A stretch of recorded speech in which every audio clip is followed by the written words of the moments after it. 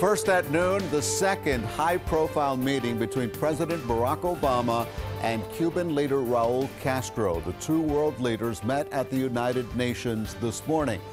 It's the latest move in the improving relations between the two countries, and a topic sure to be discussed is the embargo on the communist island. CBS 4's Ted Scouten is live for us in New York City with more on the meeting. Ted. Yeah, Elliot, that meeting here in New York City this morning was not a very long one, but it really was pretty meaty. They began by talking about the Pope and then quickly moved to some very thorny issues.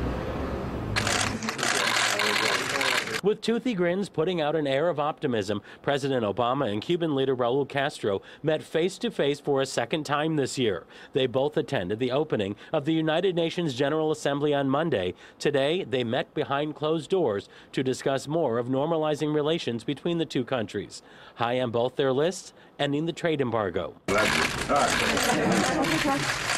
After a few moments, they told the media it's time to go to get those private meetings underway. All right, thank you, everybody. Shortly after, Cuba's Foreign Minister, Bruno Rodriguez Parrilla, spoke about the meeting between the two leaders, calling it respectful and cooperative. But he says the key to all of this working is with lifting the embargo. The Cuban president reiterated that for Cuba and the United States to be able to have normal relations, the blockade or embargo that has caused damages and hardships to the Cuban people and affects the interests of American citizens should be lifted. And the territory occupied by the U.S. naval base in Guantanamo should be returned to Cuba.